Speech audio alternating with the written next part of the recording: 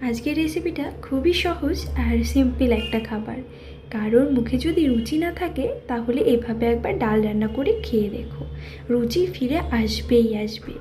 এত গরম, আর এই গরমে কিছুই খেতে ভালো লাগে না। তো এইরকমভাবে একবার ডালটা রান্না করে দেখো, খেতে যদি ইচ্ছে না করে তারপর টাকা ফেরত দেবো। যাই হোক, এই যে উচ্ছেগুলো দেখতে পেলে, উচ্ছেগুলো একটু মোটা মোটা করে কেটে নিয়েছি। তারপর তাতে নুন আর হলুদ মাখিয়ে রেখেছি। এবার কড়াইতে একটু গোটা জিরে দিয়ে হালকা ভেজে নামিয়ে নিলাম। এবার যে উচ্ছেগুলোতে নুন আর হলুদ মাখিয়ে রেখেছিলাম সেগুলোই ভেজে নেব। সেই জন্য কড়াইতে কিছুটা তেল দিয়ে দিয়েছি। এবার তেলের মধ্যে উচ্ছেগুলো দিয়ে হালকা করে ভেজেছি, পুরোটা ভাজিনি, কারণ উচ্ছেগুলো ডালের মধ্যে আবারও কুক হবে, সেই জন্য কিন্তু হালকা করে ভেজে নেব। আর এইদিকে উচ্ছে ভাজা হতে হতে আমি ডালটাকে আগে থেকেই ধুয়ে নিচ্ছি, কারণ ডালটা কিন্তু তেলের উপর দিয়ে ভাজা হবে। তাই জন্য আমি ভেজে নেওয়ার পর ডালটা আর ধুতে পারবো না, সেই কারণে আগে ধুয়ে নিলাম। ডালটা ভালো করে পরিষ্কার করে ধুয়ে নিয়েছি। এবার তেলের মধ্যে ডালটা দিয়ে হালকা নাড়াচাড়া করে নিচ্ছি। ডাল বেশি ভাজা হয়ে গেলে সেদ্ধ হতে অনেকটা সময় নেয়, সেই জন্য কিন্তু হালকা ভেজে নেবে। এবার ভাজা হয়ে গেছে, পরিমাণ মতো জল দিয়ে দিলাম। জল দিয়ে ভালো করে নেড়ে চেড়ে এবার এর মধ্যে দিয়ে দিচ্ছি কিছুটা পরিমাণে নুন আর হলুদ গুঁড়ো। তার আগে দেখতেই পাচ্ছ ডালের মধ্যে যে ফেনাটা উঠেছে, এই ফেনাটা কিন্তু অবশ্যই ফেলে দিতে হবে। এই ফেনাটা যদি না ফেলে দিই তাহলে ডালের টেস্টটাও আসে না, আর ডালটা দেখতেও অনেকটা বাজে লাগে। ফেনাটা ফেলে দিয়ে পরিমাণ মতো নুন আর হলুদ দিয়ে দিলাম। এবার ডালটাকে সেদ্ধ হতে দিলাম।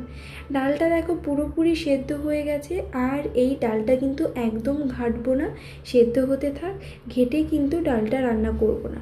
ডালটা খুব সুন্দর সেদ্ধ হয়ে গেছে। এবার আমি ডালটা তুলে রাখছি। পুরো ডালটা অন্য একটা বাটিতে তুলে নিয়ে এবার কড়াইটা আবার বসিয়ে দিয়ে কড়াইটা ভালো করে গরম করে নিয়ে কড়াইতে দিয়ে দিলাম কিছুটা পরিমাণে সর্ষের তেল। এবার ওই সর্ষের তেলের মধ্যে দিয়ে দিলাম একটা এলাচ আর দুটো লবঙ্গ। তারপর দিয়ে দিলাম দুটো শুকনো লঙ্কা। দুটো ভালো করে ভেজে নিয়ে এবার এর মধ্যে ফোড়নে দিচ্ছি 5 ফোড়ন। এর মধ্যে ছিল মেথি, কালো জিরে, মৌরি আর ছিল জিরে। এবার হালকা করে নাড়াচাড়া করে দুটো কাঁচা লঙ্কা ছোট ছোট টুকরো করে কেটে নিয়েছি, এটাও এবার আমি তেলের উপর দিয়ে ভালো করে ভেজে নিলাম। ভালো করে ভাজা হয়ে গেছে। এবার এর মধ্যে যে ডালটা ছিল সেই ডালটা ফোড়নে দিয়ে দিলাম। ডালটা দিয়ে এবার কিন্তু আমি এর মধ্যে কিছুটা পরিমাণে জল দেব, কারণ ডালটা অনেকটাই কম। এটা আর একটু পাতলা করার জন্যই আমি আর একটু বেশি পরিমাণে জল দিলাম।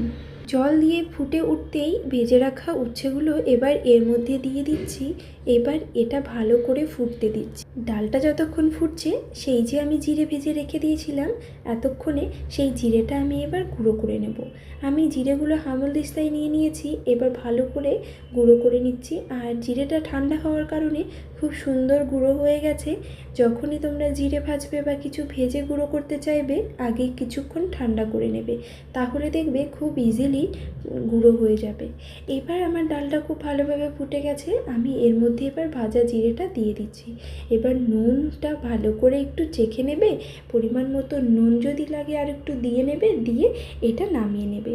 এই রকমভাবে ডালটা খেতে কিন্তু এত ভালো হয়, মুখে কিন্তু এত ভালো লাগে।